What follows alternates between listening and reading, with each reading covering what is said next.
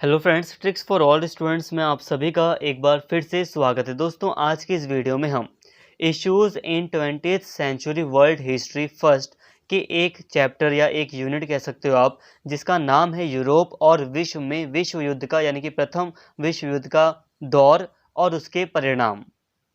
देखिए दोस्तों, कई लोग आपको सिर्फ परिणाम के बारे में बता देते हैं, बट हकीकत यह है कि अगर आप फर्स्ट वर्ल्ड वॉर को पढ़ रहे हो तो आपको थोड़ा डीपली पढ़ना पड़ेगा।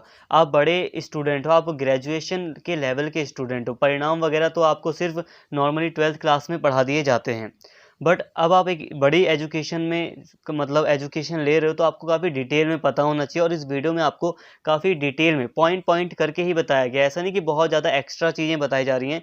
जो चीज़ें आपको जाननी चाहिए, आपकी जो सिलेबस के अकॉर्डिंग आपको पता होना चाहिए, वो सारी चीज़ें ऐड की गई हैं। एक बार अगर आप इस वीडियो को देख लेंगे पूरा, तो काफ़ी बेनिफिट आपको होगा, और यकीन मानिए आपको बहुत अच्छा लगेगा। जब आप सारी चीज़ें समझेंगे, जब सारी चीज़ें आप कनेक्ट कर लेंगे माइंड में, तो एक बार जब आपको सारी बातें समझ में आ जाएंगी, तो आपको इसे रट्टा मारने की ज़रूरत भी नहीं पड़ेगी। आप बना बनाकर, या जब आपको समझ में आ जाएगा, तो आप खुद ब खुद काफ़ी अच्छे से लिख कर अपने एग्ज़ाम में आ पाएंगे। तो चलिए दोस्तों, बिना टाइम वेस्ट किए अपने टॉपिक पर आते हैं। बस यही रिक्वेस्ट है आपसे कि प्लीज़ वीडियो को एंड तक ज़रूर देखना।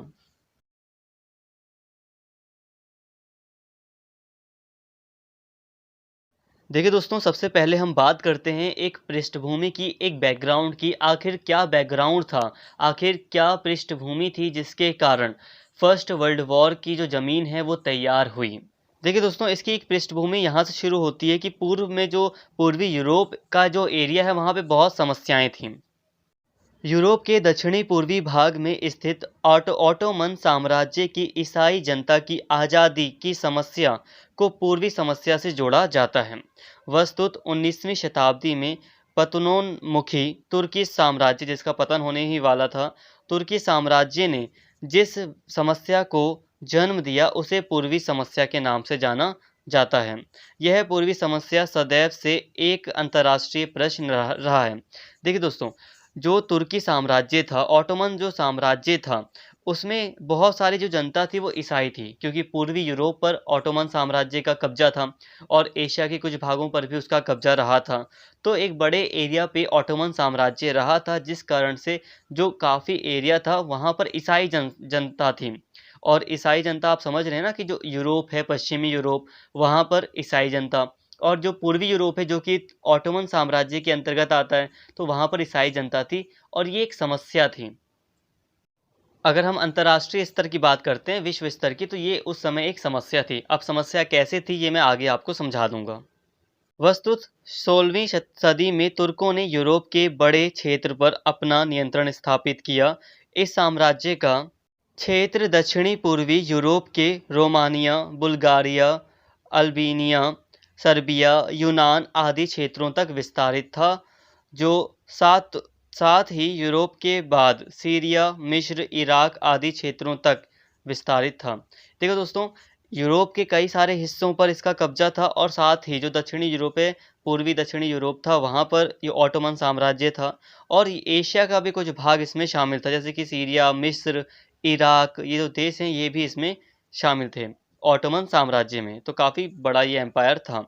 इस तरह एक विशाल ऑटोमन साम्राज्य में बहुभाषा भाषी, धर्म एवं जाति की जनसंख्या निवास करती थी। तो अभी हम समझ रहे हैं कि एक बैकग्राउंड क्या है। तो बैकग्राउंड में हम बात कर रहे हैं पूर्वी समस्या की, कि आखिर यूरोप का जो पूर्वी एरिया था यानी कि पूर्वी यूरोप था, वहाँ पर क्या समस्याएं चल रही थी, इसकी हम बात कर रहे हैं। तो हम समस्याओं को ही देख रहे हैं। एक समस्या थी कि पूर्वी यूरोप में ईसाई जनता रहती थी, और वहाँ पर ऑटोमन साम्राज्य था, और ऑटोमन साम्राज्य में कई सारे बहुभाषी अलग अलग भाषा के लोग रहते थे, संस्कृति के लोग थे, एशिया के भी थे, यूरोप के भी थे। 19वीं सदी तक आते आते ऑटोमन साम्राज्य कमजोर हो गया, वस्तुत शासक अयोग्य हुए। तो दूसरी ओर, एक तरफ शासक जो थे वो अयोग्य हो गए, तो दूसरी तरफ यूरोप में प्रसारित हो रही राष्ट्रवाद की भावना ने इस साम्राज्य के अंतर्गत रहने वाली विभिन्न भाषा एवं धर्म जाति के लोगों को स्वतंत्रता के लिए प्रेरित किया। इसी क्रम में 1829 में यूनान स्वतंत्र हुआ। फलतः तुर्की साम्राज्य की कमजोरी उजागर हो गई और वह यूरोप का मरीज हो गया। यूरोपीय राज्य ऑटोमन साम्राज्य की कमजोरी से लाभ लेने के लिए प्रयासरत हुए। तो देखिए दोस्तों, अब ये जो तुर्की साम्राज्य था, ऑटोमन साम्राज्य था, 19वीं शताब्दी आते-आते ये काफ़ी कमज़ोर हो चुका था और यहाँ के जो क्षेत्र थे, स्पेशली यूरोप में राष्ट्रवाद की भावना पैदा हो रही थी। स्पेशली जो पश्चिमी यूरोप था, वहाँ पर पूरी तरह राष्ट्रवाद था। मतलब लोगों में अपने राष्ट्र के प्रति प्रेम था। इसके अलावा जो पूर्वी यूरोपीय देश थे, अब उनके अंदर भी अपने देश को आज़ाद कराने की भावना पैदा हुई, राष्ट्रवाद की भावना पैदा हुई। तो और राष्ट्रवाद की भावना बहुत बड़ी होती है, राष्ट्रवाद की भावना के कारण ही भारत आज़ाद हुआ था। तो यूरोप के कई जो पूर्वी यूरोप के कई क्षेत्र थे, वहाँ पर राष्ट्रवाद की भावना पैदा होना शुरू हो गई थी। इसी के कारण जो यूनान है, वो तुर्की साम्राज्य से, ऑटोमन साम्राज्य से स्वतंत्र हो गया था और इसने साफ तौर पर दिखा दिया कि जो ऑटोमन साम्राज्य है वो कमज़ोर हो चुका है। और जितने भी यूरोपीय देश थे, चाहे वो रशिया हो गया, चाहे वो इंग्लैंड हो गया, फ्रांस हो गया, जर्मनी और इटली, जापान तो एशिया में आता है। तो ये जो यूरोपीय देश थे, ये अब ऑटोमन साम्राज्य को तोड़कर या विखंडित करके उससे लाभ कमाना चाहते थे। लाभ का मतलब कैसे, कितना ज़्यादा हम लाभ या प्रॉफिट उससे उठा पाएँ, उससे ले पाएँ। तो दोस्तों, अभी हमने पृष्ठभूमि में एक चीज़ को पढ़ा, वो है पूर्वी समस्या। तो पूर्व का जो एरिया था, यूरोप का जो पूर्व का एरिया था, वहाँ पर ये सारी समस्याएं थी। कई सारे भाषाई लोग रह रहे थे, जैसे कि ऑटोमन साम्राज्य में जो ईसाई जनता थी, वो भी ऑटोमन साम्राज्य में थी, पूर्वी यूरोप की। और फिर वहाँ पे राष्ट्रवाद का जन्म हो रहा था, राष्ट्रवाद का उदय हो रहा था पूर्वी यूरोपीय देशों में। और इसके साथ ही जो ऑटोमन साम्राज्य था, वो बहुत कमज़ोर हो चुका था। तो वहाँ पे स्वतंत्रता की भी मांग की जा रही थी और कई सारे देश स्वतंत्र भी हो रहे थे। और जो दूसरे यूरोपीय जो देश थे, स्पेशली पश्चिमी यूरोपीय और रशिया हो गया, तो ये जो देश थे वो ज़्यादा से ज़्यादा लाभ अर्जित करना चाहते थे, ये जो पूर्वी समस्या है इसको हल करके। इसके साथ ही अभी हम बैकग्राउंड में ही देख रहे हैं, जो ऑटोमन साम्राज्य था उसमें विभिन्न यूरोपीय राज्यों का स्वार्थ था। जो रूस था वो चाहता था कि यूरोप का मरीज इसलिए कहा गया उसको, ऑटोमन साम्राज्य को, क्योंकि वो काफ़ी कमज़ोर हो चुका था। जो रूस था वो चाहता था कि यूरोप का यह मरीज समाप्त हो जाए, अर्थात तुर्की साम्राज्य का विघटन हो जाए, यानी कि कई टुकड़ों में ये बट जाए, ये ख़त्म हो जाए, ये जो साम्राज्य है वो हट जाए। और फिर काला सागर क्षेत्र पर स्थित बास्फोरस एवं डार्डेनलीज बंदरगाह पर उसका नियंत्रण हो। तो रूस चाहता था कि अगर ये हट जाएगा तो जो काला सागर है वहाँ पर मेरा नियंत्रण आ जाएगा। वस्तुत रूस का उत्तरी क्षेत्र साइबेरिया बर्फीला था और नौ परिवहन के अनुकूल नहीं था, अतः व्यापारिक लाभ के लिए वह काला सागर क्षेत्र पर नियंत्रण स्थापित करना चाहता था। यह तभी संभव था जब तुर्की साम्राज्य का विघटन हो। तो युद्ध से काफ़ी समय हम पहले की बात कर रहे हैं, जिसमें हम देख रहे हैं कि जो ऑटोमन साम्राज्य था उसको लेकर जो यूरोपीय देश थे वो बहुत स्वार्थी हो रहे थे। जैसे कि जो रूस था उसका अपना एक स्वार्थ था, अपना एक काम था। वो ये चाहता था कि जो यूरोप का ये जो साम्राज्य है, ऑटोमन साम्राज्य, ये टूट जाए, ये विखंडित हो जाए और इससे हमारा फ़ायदा हो जाएगा। हम जो काला सागर का एरिया है जहाँ पर ऑटोमन साम्राज्य का नियंत्रण था उस समय, उस पर रशिया या रूस का नियंत्रण स्थापित हो जाएगा और इससे काफ़ी जो व्यापारिक जो गतिविधियां हैं उस पर भी रूस का नियंत्रण हो जाएगा, जिससे कि एट द एंड रूस को काफ़ी लाभ होगा। इंग्लैंड का भी अपना हित था। इंग्लैंड चाहता था कि तुर्की साम्राज्य का विभाजन ना हो और मरीज भी शक्तिशाली ना बने। दरअसल ब्रिटेन नहीं चाहता था कि रूस काला सागर क्षेत्र पर नियंत्रण करे और व्यापार के माध्यम से उसके अफ्रीकी एशियाई क्षेत्रों में एवं उपनिवेशों के लिए चुनौती प्रस्तुत करे। इस तरह इंग्लैंड रूसी विस्तार का विरोधी था। तो देखिए दोस्तों, इंग्लैंड का जो स्वार्थ था वो ये था कि इंग्लैंड चाहता था कि जो ऑटोमन साम्राज्य है वो शक्तिशाली ना बने, और बट साथ में ये भी चाहता था कि वो साम्राज्य टूटे भी ना, विभाजित भी ना हो। क्योंकि देखो, जो इंग्लैंड था वो सोच रहा था कि अगर ऑटोमन साम्राज्य खत्म हो जाएगा तो रशिया अपना एक्सपेंडेशन शुरू कर देगा, विस्तारवादी नीति को और आगे बढ़ाएगा। उससे क्या होगा कि रशिया का काला सागर वगैरह एरिया पर काफ़ी अच्छे से नियंत्रण स्थापित हो जाएगा। और जो ब्रिटेन ने अपने उपनिवेश स्थापित कर रखे हैं अफ्रीका में, इंडिया में, यानी कि एशिया वगैरह में, तो वहाँ पर एक खतरा पैदा हो जाएगा ब्रिटेन के लिए, और ब्रिटेन के लिए रशिया बहुत बड़ा खतरा था।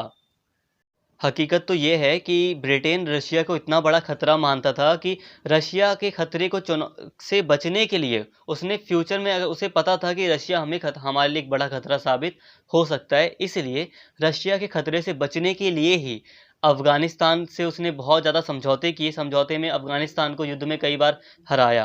किसने? ब्रिटेन ने। और झुका कर उसे, और कई सारी संधियां की, कई सारे नियम उसके ऊपर थोपे अफगानिस्तान के ऊपर। एक तरह से कह सकते हो कि अफगानिस्तान पर भी उसने राज किया, या अपना उसको उपनिवेश बनाया। क्यों बनाया?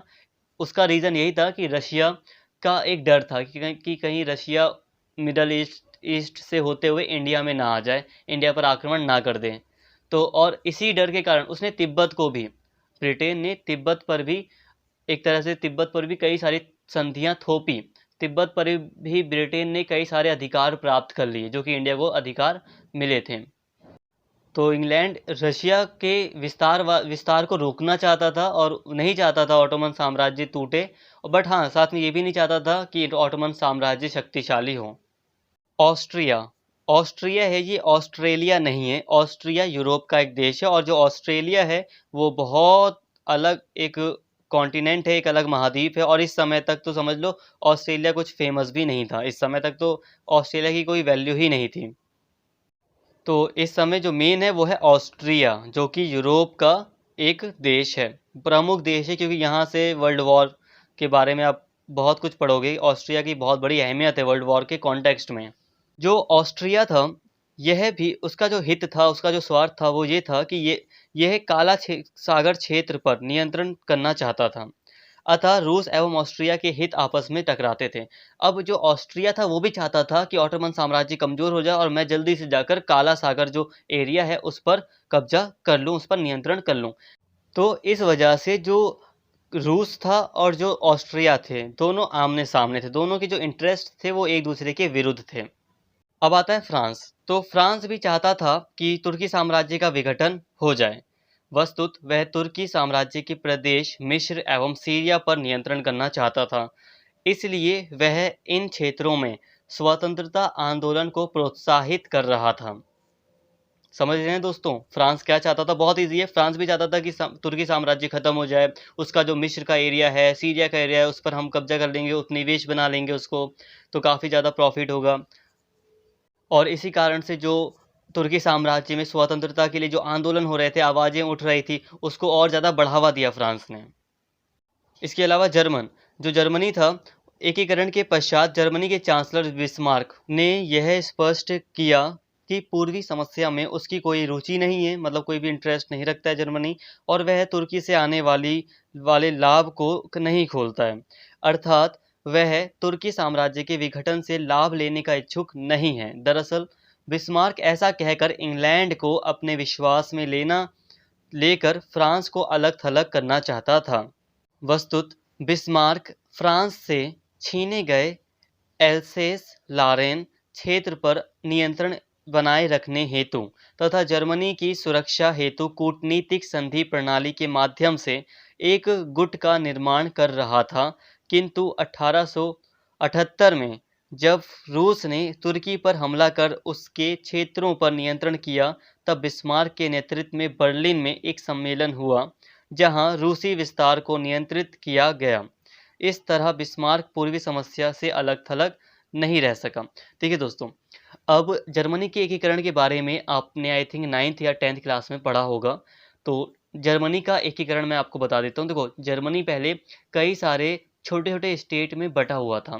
कई सारे साम्राज्य, छोटे छोटे साम्राज्य उसमें थे, राज्य थे। तो उन्हीं में से एक राज्य था बिस्मार्क का। तो बिस्मार्क चाहता था कि हम, या मुझे, जो पूरा का पूरा जो जर्मनी है उसको एकीकृत करना है। तो उसने लड़ाइयाँ लड़ी, जो आसपास के स्टेट थे, छोटे छोटे जो स्टेट थे जो कई टुकड़ों में बटे हुए थे, तो उसने उन सभी स्टेट को वापस से जीता और जर्मनी का एकीकरण किया।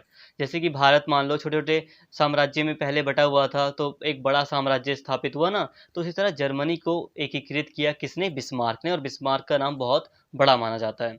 तो अब बिस्मार्क ने कहा कि तुर्की में जो कुछ हो रहा है या तुर्की का विघटन हो रहा है, उससे हमें मतलब नहीं है, हम उससे मतलब नहीं है, उससे कोई भी अगर हमें प्रॉफिट भी होगा तो हम नहीं लेंगे। ये सारी बातें जर्मनी ने कही, बिस्मार्क ने यानी कि कही। ऐसा एक्चुअल में इसलिए कहा बिस्मार्क ने ताकि वो फ्रांस को अलग थलग कर सके। अब वो फ्रांस को अलग थलग क्यों करना चाहता था?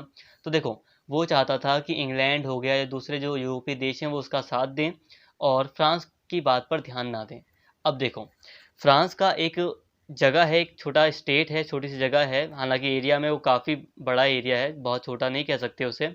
जैसे कि एक एरिया है लारेन का, एल्सेस लारेन एक एरिया है, मैप में आपको दिखाई दे रहा होगा, मैंने अभी यहाँ पे मैप दिखाया था तो उसमें आपको दिखाई दे रहा होगा, ये छोटा सा एरिया था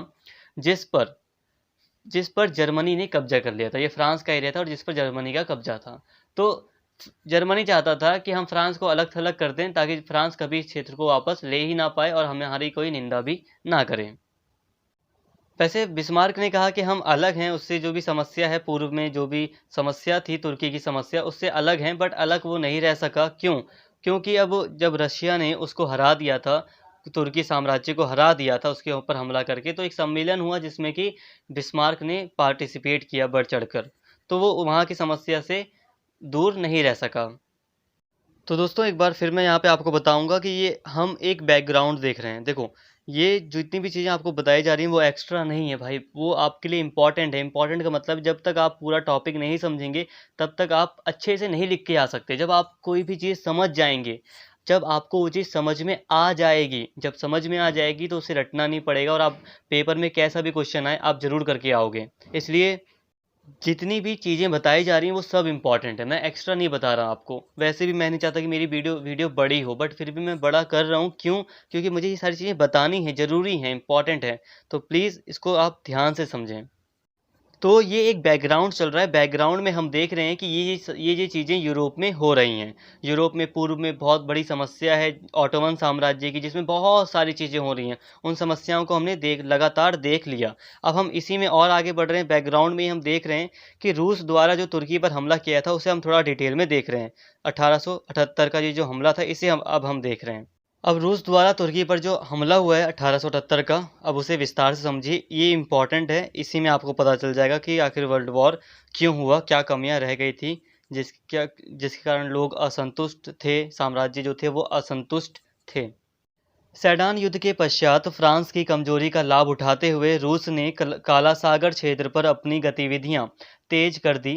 वस्तुत उसने बाल्कन प्रायद्वीप में रहने वाली इस्लाओ जनसंख्या को एकजुट करने के लिए एक सम्मेलन आयोजित किया, जिसका उद्देश्य ऑटोमन साम्राज्य के विरुद्ध स्लाव जाति की जनसंख्या को स्वतंत्रता के लिए प्रोत्साहित करना था। अतः रूस द्वारा संचालित इस अभियान से बोस्निया एवं बुल्गारिया, देखो ये यहाँ पे जो बोस्निया है, बुल्गारिया, ये यूरोप के कंट्रीज़ हैं, यूरोप के। अगर आपने यूरोप का मैप नहीं देखा तो प्लीज़ एक बार अच्छे से उसको समझ लें, वो भी इम्पॉर्टेंट होगा आपके लिए। तो बोस्निया एवं बुल्गारिया की जनता ने तुर्की साम्राज्य के विरुद्ध विद्रोह किया, जिसका तुर्की द्वारा कठोर दमन किया गया। इसी क्रम में रूस ने तुर्की पर हमला कर उसे पराजित किया और तुर्की के साथ सैन स्टीफानो की संधि की और उसके विभिन्न क्षेत्रों पर नियंत्रण स्थापित किया। तो अब देखो, जो रशिया ने तुर्की के साथ पर हमला किया, जो युद्ध हुआ, इसको हम समझ रहे हैं। अब देखिए, जो फ्रांस था वो कमज़ोर था, एक युद्ध हुआ था सेडान का युद्ध, जिसमें फ्रांस की कमजोरी साफ साफ दिखाई दे गई थी। तो इसी कारण से अब रशिया को भी लगा कि फ्रांस इस समय कमज़ोर है, दूसरी यूरोपीय कंट्रीज़ इतनी जल्दी हावी नहीं होंगी रशिया पर, इसलिए उसने अपनी गतिविधियां तेज कर दी काला सागर पर नियंत्रण स्थापित करने के लिए। अब उसने ऑटोमन साम्राज्य पर क्या कर दिया, हमला कर दिया, और जो वहाँ की जो जनसंख्या थी, जैसे कई जातियां होती हैं ना, जैसे कि अब जो ऑटोमन साम्राज्य था वो काफ़ी बड़ा था, तो कुछ कुछ क्षेत्र में अलग अलग जातियों के लोग थे, अलग अलग राष्ट्रवादी लोग थे, जैसे कि जो इस्लाव जाति के लोग हो गए। तो उन लोगों को प्रोत्साहित कर रहा था स्वतंत्रता के लिए, कौन? रशिया। रूस के द्वारा उनको प्रोत्साहित किया गया कि तुम लोग आंदोलन करो, उठो, स्वतंत्र हो। तो ऐसा प्रोत्साहन उसको दिया गया इस्लाव जाति के लोगों को, और इसका असर भी हुआ। देखा गया जो बोस्निया है, जो बुल्गारिया है, वहाँ की जो जनता थी उसने तुर्की साम्राज्य के विरुद्ध विद्रोह कर दिया था। हालांकि उस विद्रोह को फिर दबा दिया गया तुर्की साम्राज्य के द्वारा, बट इसी के साथ ही, इसी के चलते फिर इसी के बाद तुरंत ही रशिया ने तुर्की पर हमला कर दिया और उसे बुरी तरह हराया, और हराने के बाद उसके ऊपर कई सारी संधियां थोपी, जिसमें कि रशिया ने उसके कई सारे क्षेत्रों पर नियंत्रण स्थापित कर लिया। रूस की सफलता से इंग्लैंड, ऑस्ट्रिया, फ्रांस जैसे राज्य भयभीत हुए और रूस की इस कार्यवाही को क्रीमिया युद्ध के बाद की गई पेरिस संधि का उल्लंघन बताया। इसी क्रम में तुर्की राज्य की सुरक्षा के लिए 1878 में बर्लिन सम्मेलन बुलाया गया। अब बर्लिन सम्मेलन बुलाया गया 1878 में। अब यहाँ पर रूस ने जो कार्यवाही की उससे डर भी गए ये दूसरे देश, भयभीत हुए कि इतना ताकतवर हो गया है वो। और पहले की एक संधि थी, क्रीमिया के युद्ध के बाद एक संधि हुई थी, पेरिस संधि जिसे कहते हैं। तो कहा कि इस रूस ने इसका उल्लंघन किया है इस संधि का, कि उसने तुर्की पर आक्रमण कर दिया। और अब तुर्की राज्य की सुरक्षा के लिए यूरोप में एक बर्लिन सम्मेलन बुलाया गया। बर्लिन आप जानते हैं ना कहाँ पर है? जर्मनी में 1878 में बर्लिन में एक सम्मेलन बुलाया गया। अब इस बर्लिन सम्मेलन में क्या हुआ इसको देखते हैं। पहला, बिस्मार्क की मध्यस्थता से यूरोपीय राज्यों का सम्मेलन बर्लिन में हुआ। उसमें सैन स्टीफानो की संधि को रद्द कर दिया गया। देखो, रूस ने जब तुर्की को हराया तो एक संधि हुई जिसे कहते हैं सैन स्टीफानो की संधि। देखो, ये वर्ड हार्ड लग रहा है बट भाई सिलेबस का हिस्सा है इसीलिए ये वर्ड आया है। इसके अलावा सर्बिया, रोमानिया, मॉन्टेनीग्रो को तुर्की साम्राज्य से अलग कर स्वतंत्र घोषित किया गया। तुर्की साम्राज्य के अंग बोस्निया हर्जेगोविना क्षेत्र पर ऑस्ट्रिया को प्रशासनिक देखरेख का अधिकार दिया गया। साइप्रस द्वीप पर ब्रिटेन का नियंत्रण स्थापित हुआ। तो दोस्तों, ये जो बर्लिन सम्मेलन था इसकी मुख्य बातें यही थी। तो यही सब कुछ हुआ था। यहाँ पर जो संधि की थी रूस ने तुर्की के साथ, उस संधि को रद्द कर दिया गया और कुछ देशों को स्वतंत्र करा दिया। और ऑस्ट्रिया को यहाँ पर हर्जेगोविना और बोस्निया का जो जो ये छोटे छोटे स्टेट थे इनका जो नियंत्रण है वो ऑस्ट्रिया को सौंप दिया गया। अब हम इसकी समीक्षा देखते हैं कि आखिर कहाँ तक बर्लिन सम्मेलन सही था, कहाँ तक इसमें कमियां थीं। बर्लिन सम्मेलन का मुख्य उद्देश्य तुर्की साम्राज्य के विघटन को रोकना था और यूरोप में शांति स्थापित करना था।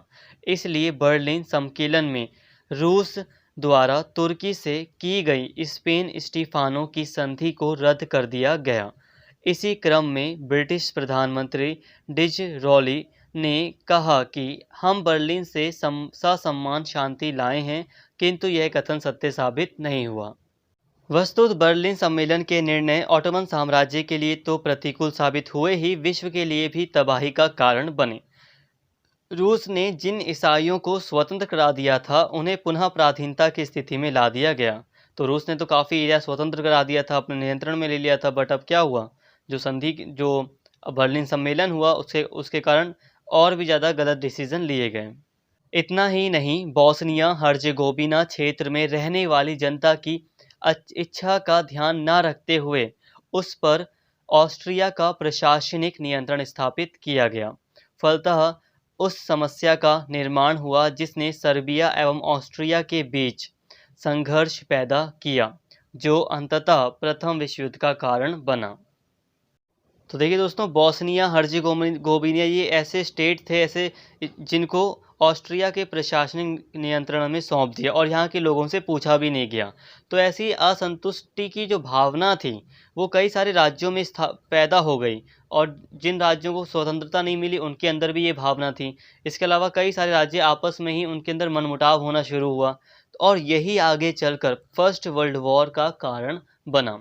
देखिए, अगर ये पृष्ठभूमि आपको नहीं पता होगी तो हकीकत है कि आप नहीं समझ पाएंगे कि आखिर फर्स्ट वर्ल्ड वॉर क्यों हुआ। कितना ही मैं डायरेक्ट कारण बता दूं, कितना ही परिणाम बता दूं, ये पृष्ठभूमि बहुत ज़्यादा इम्पॉर्टेंट थी, बैकग्राउंड बहुत ज़्यादा इम्पॉर्टेंट था। बैकग्राउंड में आपने देख लिया कि किस तरह से पूर्वी समस्या स्थापित थी, पूर्वी समस्या थी जिसने यूरोप में एक तरह से जो स्थिरता होती है उसको ख़त्म किया। जो ऑटोमन साम्राज्य था उसमें कई सारी समस्याएं पैदा हो गई थी, जिसके कारण रूस ने उसको ऊपर हमला भी किया, उसके कई सारे क्षेत्रों को अपने अंडर में लिया, फिर कई सारे सम्मेलन वगैरह हुए जिसके कारण कई सारी समस्याएं और भी पैदा हुई और अंततः वो युद्ध में फर्स्ट वर्ल्ड वॉर में बदल गई। तो डीपली इस चीज़ को अगर आप माइंड में बैठा लेते हैं तो आप काफ़ी अच्छा आंसर लिख के आ पाएंगे।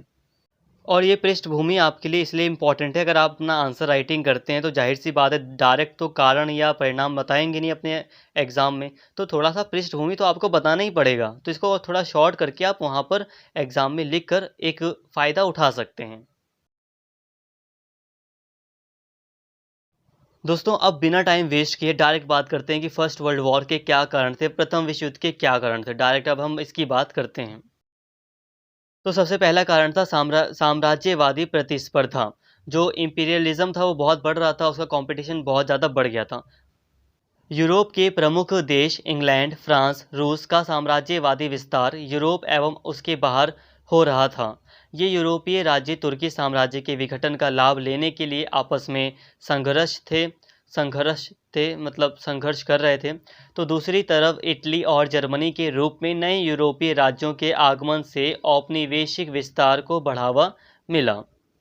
इसी क्रम में जर्मन सम्राट विलियम केसर ने कहा कि हमें भी सूर्य के नीचे जगह चाहिए, अर्थात अपने आर्थिक औद्योगिक विकास के लिए उपनिवेश प्राप्ति पर उन्होंने बल दिया। इस घोषणा से इंग्लैंड को चुनौती मिली। इस तरह साम्राज्यवादी प्रतिस्पर्धा ने यूरोपीय राज्यों के आपसी तनाव में वृद्धि की, जो विश्व युद्ध का कारण बनी। देखिए दोस्तों, सबसे जो पहला कारण माना जाता है, एक कारण जो प्रमुख है, वो है साम्राज्यवादी प्रतिस्पर्धा। अब साम्राज्यवादी का मतलब होता है कि ज़्यादा से ज़्यादा जो उपनिवेश बनाने के लिए कंपटीशन इन देशों के बीच बढ़ गया। जैसे कि इटली और जर्मनी जैसे नए देश आए। पहले इटली और जर्मनी विखंडित थे, कुछ कुछ छोटे-छोटे टुकड़ों में बँटे हुए थे। बट यहाँ पर जब एक शक्तिशाली सम्राट आए या चांसलर वगैरह जर्मनी में आए, जैसे कि बिस्मार्क हो गया, तो अब इटली और जर्मनी एक शक्तिशाली देश के रूप में सामने आए। अब इन्होंने भी कहा कि हमें भी साम्राज्य स्थापित करना है। साम्राज्य मतलब हमें भी उपनिवेश स्थापित करने हैं। तो ये भी अब कॉम्पिटिशन में आ गए, जिससे कॉम्पिटिशन बढ़ा और देशों के बीच में तनाव बढ़ गया। क्योंकि यूरोपीय देश, देखो जो फ्रांस और ब्रिटेन था उसे तो आप देख सकते हो ना। फ्रांस और ब्रिटेन ने तो 18वीं शताब्दी में ही भारत में कितने युद्ध लड़े, और यूरोप में भी बहुत सारे युद्ध उन्होंने लड़े। तो मतलब हम पहले से कह सकते हैं कि जो उपनिवेश के लिए जो लड़ाइयाँ थी, जो तनाव था, वो यूरोपीय देशों में पहले से ही विद्यमान था। बट जब जर्मनी, इटली जैसे देश आ गए सामने, तो अब ये कॉम्पिटिशन और भी ज़्यादा बढ़ गया। अब जर्मनी ने, इटली ने, इंग्लैंड, फ्रांस इनके उपनिवेशों में प्रवेश करना शुरू किया, या इनको अब चुनौती देना इन्होंने शुरू किया। तो एक तनाव की स्थिति पैदा हो गई। जो साम्राज्यवादी नीति थी, उसके कारण एक तनाव की स्थिति इन देशों में पैदा हो गई थी। उपनिवेश का मतलब आप लोगों को पता होगा, उपनिवेश का मतलब गुलाम बनाना देशों को, जैसे कि ब्रिटेन ने भारत को उपनिवेश बनाया था। दूसरा एक प्रमुख कारण है कूटनीतिक संधि प्रणाली। सेडान के युद्ध में फ्रांस को पराजित कर बिस्मार्क ने उसके समृद्ध क्षेत्र एल्सेस लारेन पर नियंत्रण स्थापित किया, अतः फ्रांस से सुरक्षा बिस्मार्क की प्राथमिकता थी। इसी क्रम में बिस्मार्क ने यूरोपीय राज्यों से गुप्त संधियां की, ताकि फ्रांस को अलग-थलग रखा जा सके। इस कूटनीतिक संधि प्रणाली से यूरोप में अविश्वास और गुटीय राजनीति को बढ़ावा मिला। इसी क्रम में जर्मनी, इटली, ऑस्ट्रिया का एक गुट बना।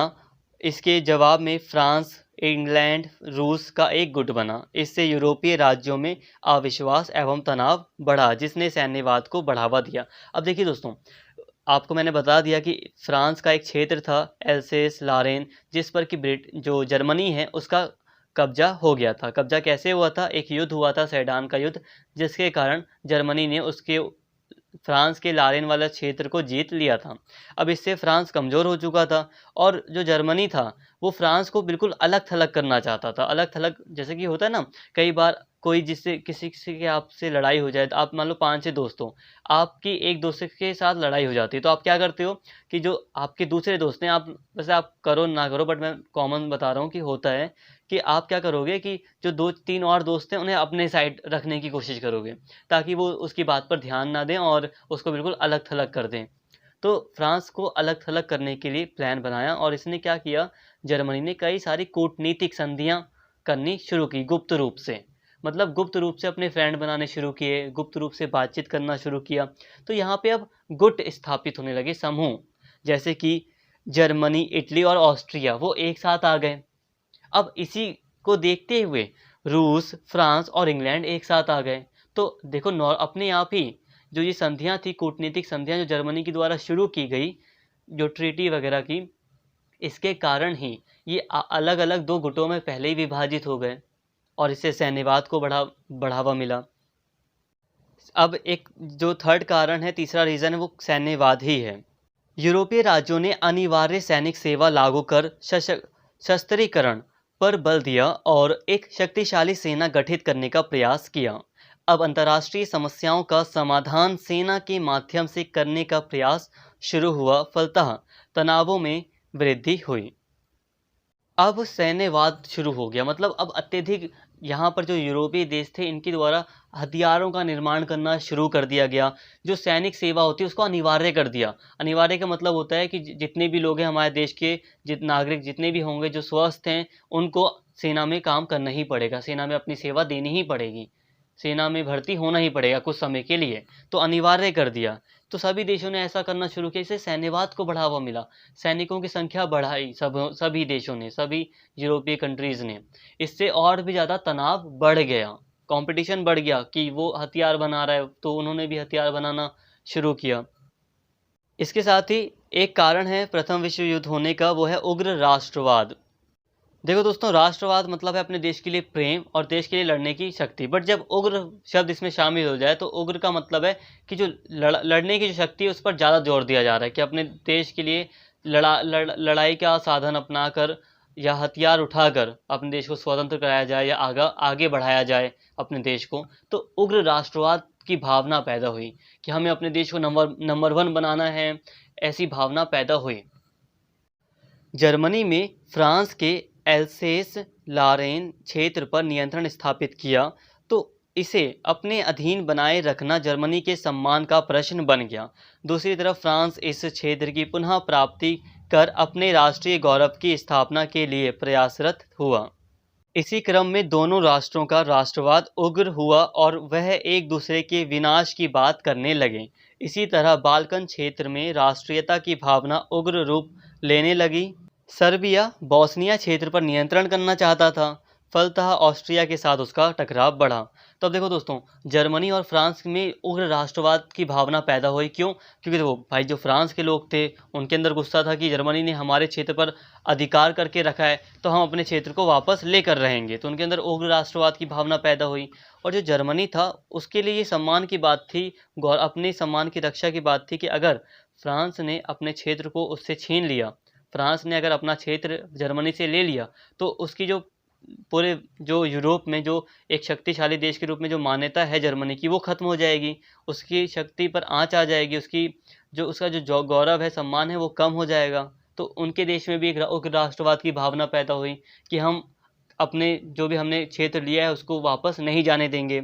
इसके अलावा जो सर्बिया था वो बोस्निया पर अधिकार करना चाहता था। बोस्निया वो क्षेत्र था जो कि ऑस्ट्रिया को दिया गया था, जो सम्मेलन हुआ था बर्लिन का, उसमें ऑस्ट्रिया को बोस्निया का क्षेत्र दे दिया गया था। तो टोटली कहा जाए कि जो ये उग्र राष्ट्रवाद की भावना थी, इससे तनाव को और भी ज़्यादा बढ़ावा मिला ये यूरोपीय देशों के बीच में। इसके साथ ही एक बड़ा कारण था अंतर्राष्ट्रीय संस्था का अभाव। वियना व्यवस्था के पश्चात ऐसी कोई व्यवस्था नहीं थी जो यूरोप की शक्तियों को नियंत्रित करे और शांति की स्थापना करे। वस्तुत सभी देश अपने को असीमित रूप से सर्वोच्च समझने लगे और अपने अनुकूल न लगने वाले किसी नियम को स्वीकार करने के लिए तैयार नहीं थे। ठीक है दोस्तों, अगर आपने यथार्थवाद की एक टॉपिक है, यथार्थवाद एक विचार है, इसको अगर आपने पढ़ा है तो आपको कुछ बातें पता होंगी। देखो, यथार्थवाद कहता है कि विश्व में अराजकता की स्थिति है और मैं इसी को यहाँ पे समझा रहा हूँ। जो अंतर्राष्ट्रीय संस्था है उसका अभाव था, इस कारण से भी विश्व युद्ध हुआ, प्रथम विश्व युद्ध हुआ। देखो, अंतर्राष्ट्रीय संगठन का मतलब है यहाँ पर जैसे कि एक संस्था होनी चाहिए जो पूरे विश्व को कंट्रोल करे। अगर कोई देश गलती करता है तो उसको पनिश करने की भी या उसके ऊपर कुछ पाबंदियां लगाने की शक्ति उस संस्था के पास हो। तो ऐसी कोई संस्था नहीं थी जो कि इन देशों को कंट्रोल कर सके। तो जितने भी देश थे वो सब के सब जितने भी यूरोपीय देश थे, फ्रांस हो, जर्मनी हो, इंग्लैंड हो, रशिया हो, इटली हो, ये सब अपने आप को सबसे सर्वोच्च मान रहे थे। कह रहे थे जो हूँ मैं ही हूँ, मैं जो भी कहूँगा, जो करूँगा, मुझे कोई रोक नहीं सकता। मैं जो चाहे वो कर सकता हूँ। तो ऐसी इनके अंदर भावना या एक तरह से गर्व, इनको ये घमंड आ गया था इनके अंदर ये। और वास्तव में विश्व में कोई ऐसी संस्था थी नहीं जो इनको रोक सके, तो ये बस अपने आप को ही सर्वोच्च समझ रहे थे और अपने अकॉर्डिंग जो मन में आ रहा था वो कर रहे थे, तो कोई कंट्रोल करने वाला नहीं था। यहाँ पे एक शब्द आया है वियना व्यवस्था। वियना व्यवस्था क्या थी याद होगा आप लोगों को, नहीं पता बताता हूँ। देखो, नेपोलियन को कैसे हराया गया था पता है? वियना व्यवस्था के चलते। नेपोलियन एक ऐसा महान शासक था जिसको हराने के लिए कई सारे यूरोपीय देशों को एकजुट होना पड़ा, और उन्होंने एक वियना कांग्रेस बनाई थी। कई सारे देशों ने मिलकर एक तरह से समझ लो एक ग्रुप बना लिया वियना कांग्रेस, जिसने नेपोलियन को हराया था। और इस वियना कांग्रेस ने फिर वियना व्यवस्था बनाई, कुछ नियम वगैरह बनाए ताकि कोई भी उनका उल्लंघन ना करे, ताकि अंतर्राष्ट्रीय शांति बनी रहे। बट ये तो काफ़ी पुरानी बात हो गई थी, ये तो 18वीं शताब्दी की शुरुआत की बात थी। बट यहाँ पर 18वीं शताब्दी या 19वीं शताब्दी की शुरुआत की बात थी वो। बट यहाँ पर जो स्थिति थी वो ये थी कि अंतर्राष्ट्रीय संस्था का अभाव था, कोई भी किसी भी संधि के नियम को कभी भी तोड़ सकता था, और इसके चलते जो तनाव था उसको कंट्रोल नहीं किया जा सका।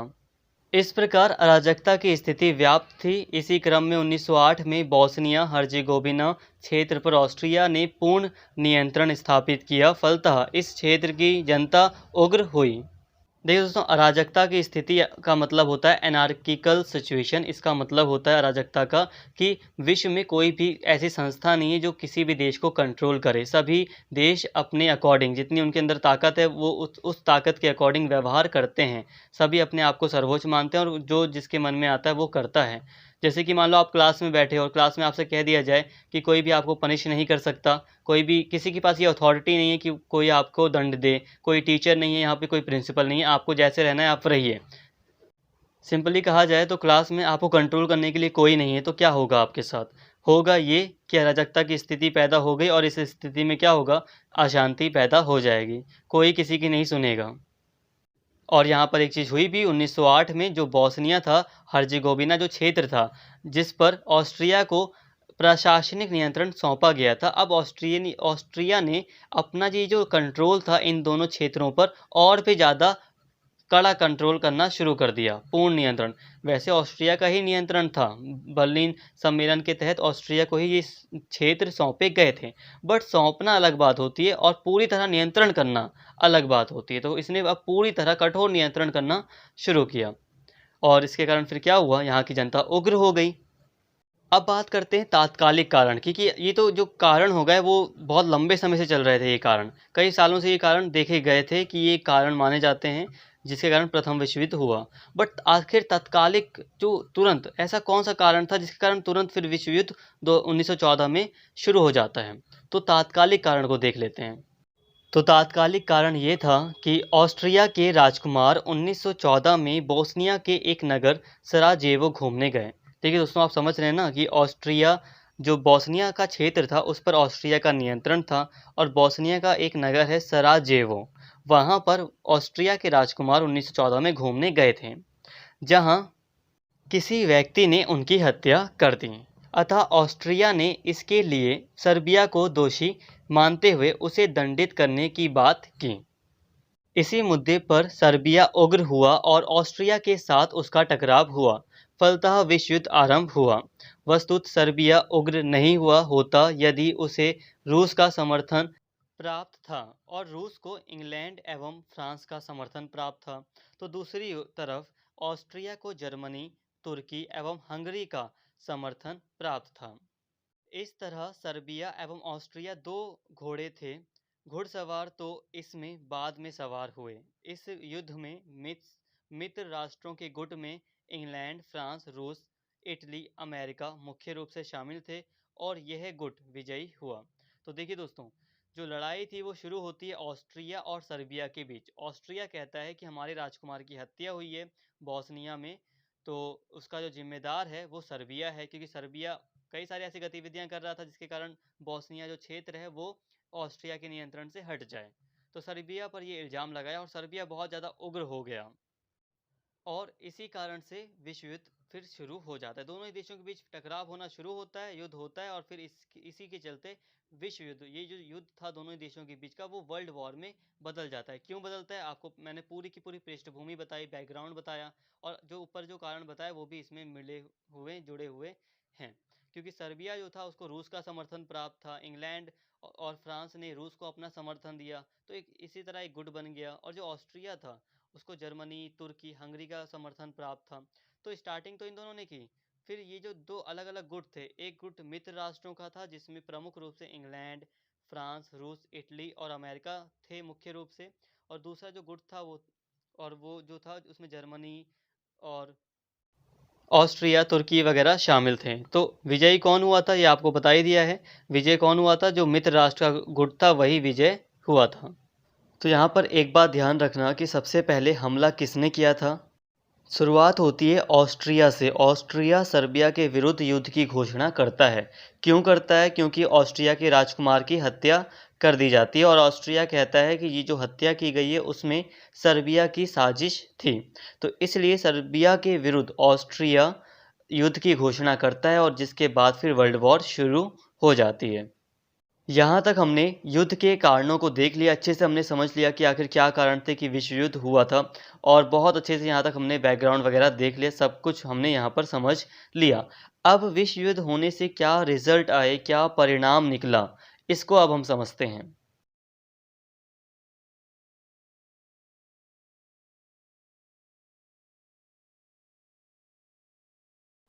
तो दोस्तों अब हम बात करते हैं विश्व युद्ध के परिणामों की। सबसे पहला परिणाम है आर्थिक परिणाम। मतलब कि जो आर्थिक यानी कि पैसे से संबंधित, इकोनॉमी से संबंधित जो रिजल्ट है, अब हम पहले उसकी बात कर रहे हैं, आर्थिक परिणाम की। प्रथम विश्व युद्ध से उद्योगों को हानि पहुंची और कारखानों के क्षतिग्रस्त हो जाने से उत्पादन में कमी आई, व्यापार में गिरावट आई और राष्ट्रों की आर्थिक स्थिति कमजोर हुई। तो देखिए दोस्तों, एक आर्थिक परिणाम ये है कि प्रथम विश्व युद्ध होने के कारण जो उत्पादन था वो कम हो गया, उद्योगों को काफ़ी ज़्यादा हानि हुई, व्यापार में गिरावट आई, जिससे कि जो राष्ट्र थे, जो देश थे, उनकी आर्थिक स्थिति कमज़ोर हो गई। युद्ध के कारण यूरोपीय देशों का युद्ध व्यय बढ़ा। आरंभ में दोनों पक्षों का औसत दैनिक खर्च लगभग 40 करोड़ रुपए था, जो 1918 में बढ़कर दोगुने से ज़्यादा हो गया। मतलब ये है कि अब जो युद्ध पर जो खर्च हुआ वो बहुत ज़्यादा बढ़ चुका था। अतः यूरोपीय राज्य ऋणग्रस्त हुए और ऋणों का भुगतान करने के लिए नवीन मुद्रा छापी गई। अतः मुद्रा का प्रसार हुआ और इसके मूल्य में कमी आई, जो आर्थिक कमजोरी का सूचक है। अब देखिए, जो ऋण लिए जाते थे एक दूसरे देशों से, जो ऋण लिए जाते थे, अब यूरोपीय देश ऋणग्रस्त हो गए, माइनस में चले गए, और जो कर्जा था यूरोपीय देशों में वो बढ़ता गया। और यूरोपीय देशों में, तो अब देखो दोस्तों, आप सोच रहे होगे कि यूरोपीय देशों को कर्जा कौन देगा। तो पहली बात कि आपस में कर्जा दे सकते थे, मतलब जो फ्रेंडशिप थी जिन जिन देशों की, वो एक दूसरे को पैसे से मदद कर रहे थे, तो इस तरह से एक दूसरे से इन्होंने लोन वगैरह लिया था। इसके साथ ही जो अमेरिका था, अमेरिका की स्थिति काफ़ी अच्छी थी, उसकी स्थिति खराब नहीं हुई थी, तो उसने भी यहाँ पर ऋण वगैरह दिया था। तो अब जो यूरोपीय राज्य थे, इनकी जो स्थिति थी वो काफ़ी कमज़ोर हो गई, ये ऋणग्रस्त हो गए, और लोन को पूरा करने के लिए इन्होंने नई मुद्रा छापी, और जितनी ज़्यादा मुद्रा छापी जाती है उतना ज़्यादा उसका मूल्य कम हो जाता है। तो ये इनकी आर्थिक कमजोरी का सूचक था। युद्ध के दौरान यूरोपीय राज्यों ने अपनी शक्ति युद्ध कार्यों में लगा दी, फलतः औद्योगिक उत्पादन एवं परिवहन के साधनों का उपयोग युद्ध क्षेत्र की आवश्यकताओं की पूर्ति में होने लगा।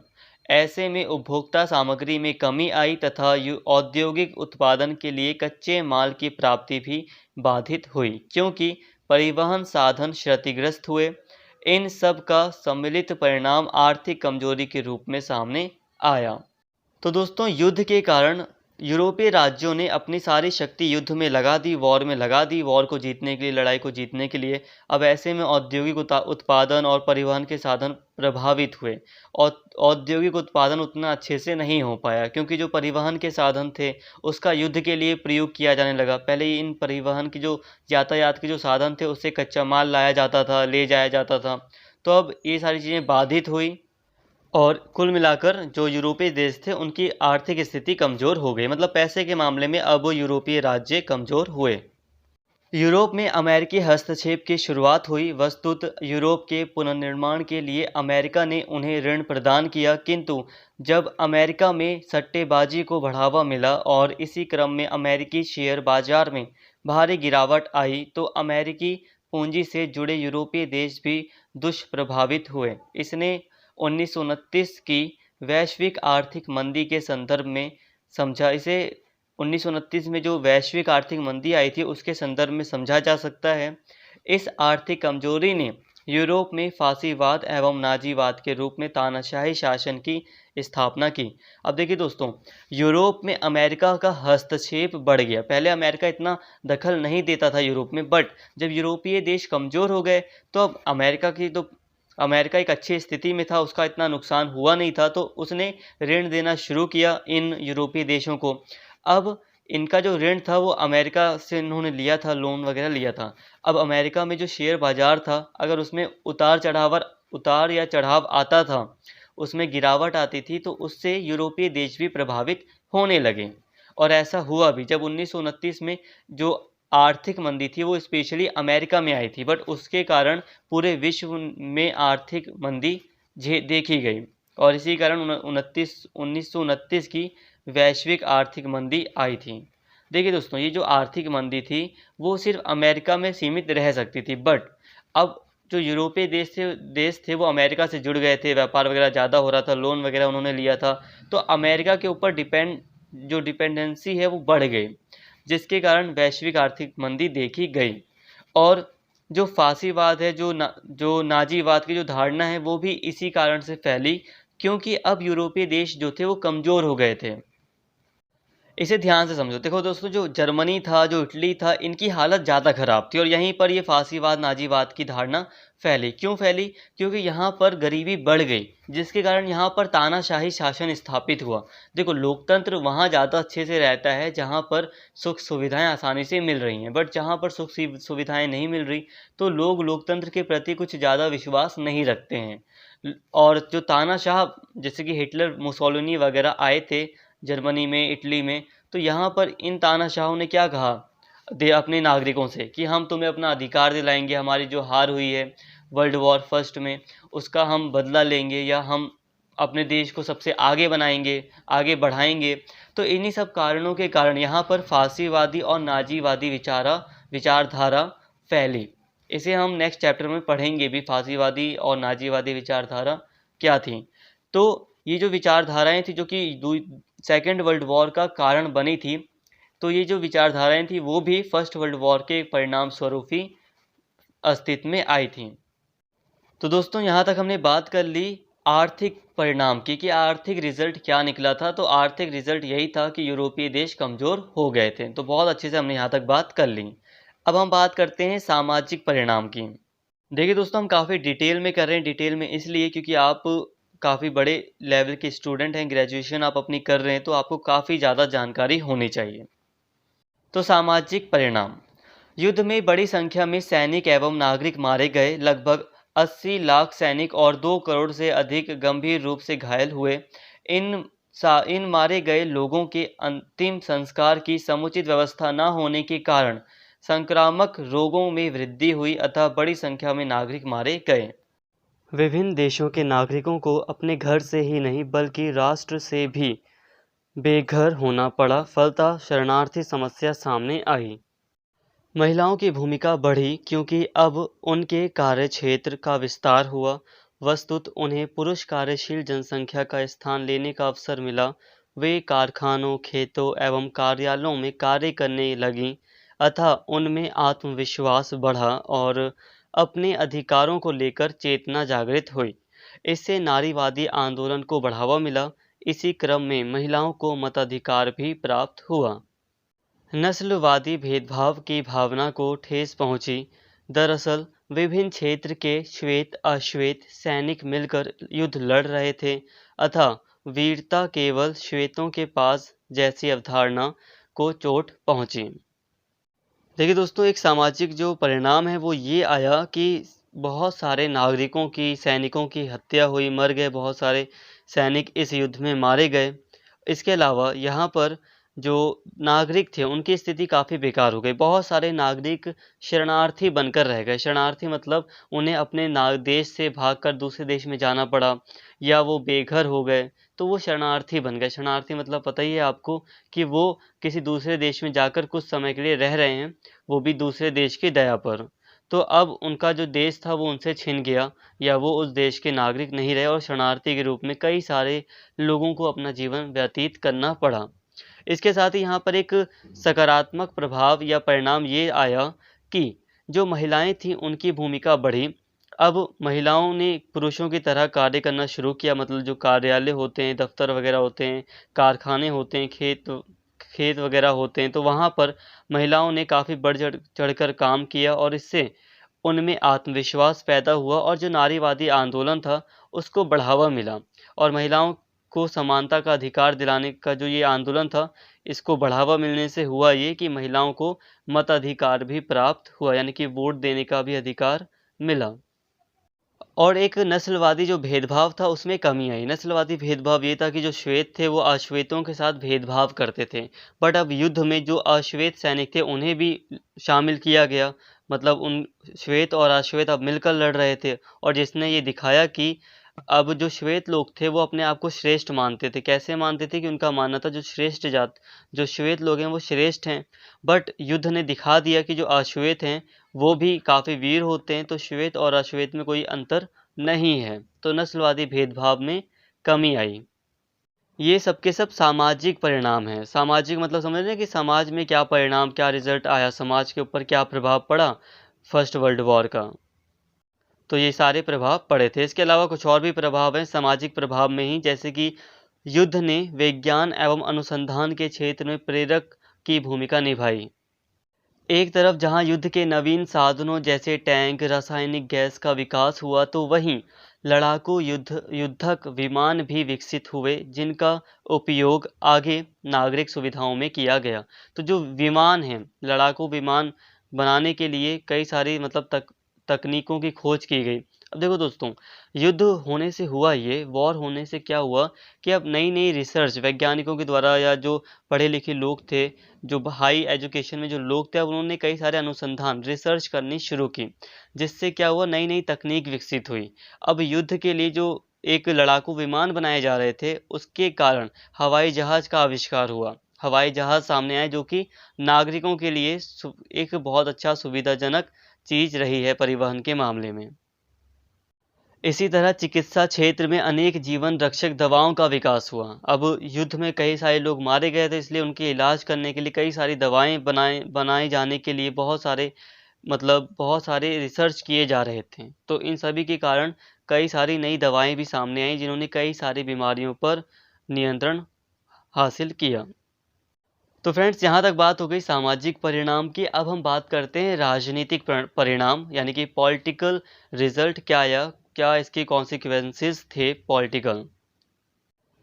प्रथम विश्व युद्ध ने जर्मनी, रूस, ऑस्ट्रिया के राजवंशों का अंत कर दिया और लोकतांत्रिक सरकारों के गठन को बढ़ावा दिया। तो पहला जो पॉलिटिकल जो रिजल्ट आया, कॉन्सिक्वेंसेस देखा गया, वो ये कि फर्स्ट वर्ल्ड वॉर ने कुछ जो राजवंश थे, जैसे कि जर्मनी, रूस और ऑस्ट्रिया में, यहाँ पर राजवंशों को खत्म कर यहाँ पर लोकतांत्रिक सरकारों का गठन किया गया। हालांकि रूस में जो लोकतांत्रिक सरकार थी वो कौन सी थी, वो कम्युनिस्ट सरकार आई। हंगरी, चेकोस्लोवाकिया, पोलैंड स्वतंत्र राज्य के रूप में सामने आए। विश्व शांति के लिए एक अंतर्राष्ट्रीय संगठन के रूप में राष्ट्र संघ का गठन किया गया।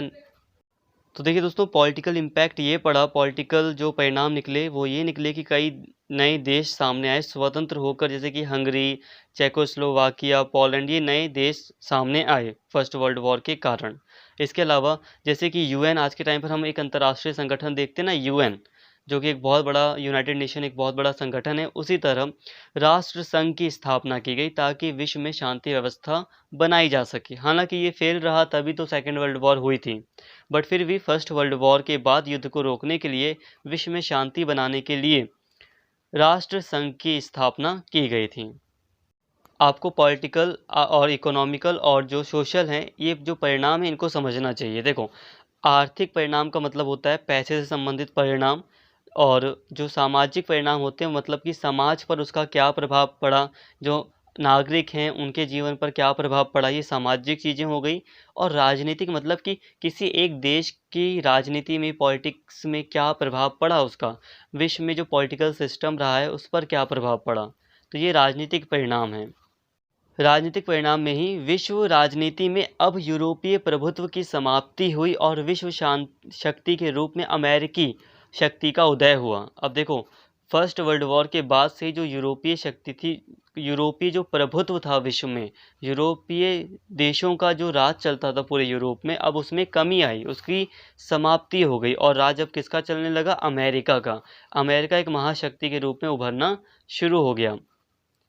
यूरोप में नव स्थापित प्रजातांत्रिक सरकारें समस्याओं का समाधान नहीं कर पाई, फलतः लोगों का इस शासन प्रणाली से विश्वास उठने लगा। इसी क्रम में तानाशाही शासन प्रणाली की स्थापना का मार्ग प्रशस्त हुआ। जैसे कि मैंने अभी आपको पहले बताया था कुछ समय कि अब देखो, अब फर्स्ट वर्ल्ड वॉर के बाद क्या हुआ, गरीबी बढ़ गई, जो भी देश थे महंगाई बढ़ गई, जैसे कि जर्मनी, इटली, यहाँ पर महंगाई बहुत ज़्यादा बढ़ गई। तो यहाँ पर जो सरकारें थी, लोकतांत्रिक सरकारें, वो टिक नहीं सकी, क्योंकि लोकतांत्रिक सरकारें जो दावा कर रही थी वो अपनी जनता को नहीं दे पा रही थी। इसके अलावा जो तानाशाह वगैरह थे, जैसे कि हिटलर था, तो उसने ऐसी ऐसी बातें अपने नागरिकों से कही जो लोग सुनना चाहते थे। लोग क्या सुनना चाहते थे कि जर्मनी एक शक्तिशाली देश बने। जो जर्मनी के नागरिक थे भाई, उनका तो अपमान हुआ था बहुत बड़ा। वर्साई की जो संधि की गई थी जर्मनी के साथ, उसमें जर्मनी का बहुत ज़्यादा अपमान हुआ था और बहुत सारी चीज़ें जर्मनी पर थोप दी गई थी, जिससे कि जर्मनी की हालत और ज़्यादा बेकार हो गई थी।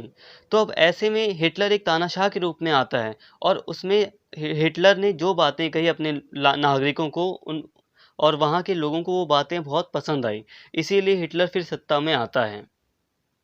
कहने का मतलब है कि फर्स्ट वर्ल्ड वॉर के कारण ही जो लोकतांत्रिक सरकारें थी वो हट गई और तानाशाही सरकारें आईं, और ये जो तानाशाही सरकारें थी और इन्हीं के चलते तो सेकेंड वर्ल्ड वॉर हुआ था। तो ये इसके कुछ मेजर परिणाम थे, कॉन्सिक्वेंसेस थे।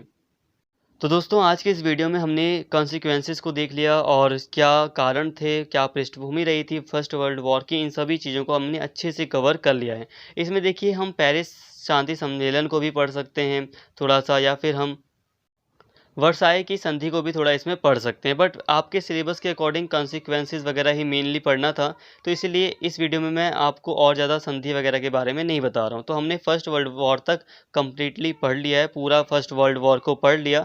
हाँ, फर्स्ट वर्ल्ड वॉर को ख़त्म करने के लिए कुछ संधियाँ की गई, जैसे कि पेरिस शांति सम्मेलन किया गया और जो वर्साई की संधि की गई थी जर्मनी के साथ, ताकि जो भी मतलब मनमुटाव था या जो भी कमियां रह गई थी उसको ठीक किया जा सके।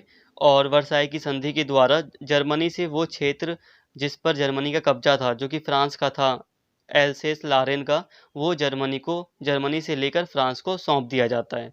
तो कुछ संधियां हुई थी जो कि अपमानजनक संधियां भी थी, और ये संधियों में कुछ गलतियां रह गई थी जिस कारण से सेकेंड वर्ल्ड वॉर हुआ था, ऐसा भी माना जाता है। तो फर्स्ट वर्ल्ड वॉर को हमने काफ़ी अच्छे से डिटेल में कवर कर लिया, इतना आपके सिलेबस के लिए इनफ होगा। तो फ्रेंड्स, मिलते हैं नेक्स्ट वीडियो में। फिलहाल अगर आज आपको वीडियो अच्छी लगी हो तो प्लीज़ चैनल को सब्सक्राइब कर लें और इस वीडियो को ज़्यादा से ज़्यादा शेयर करें और लाइक करें। Thank you.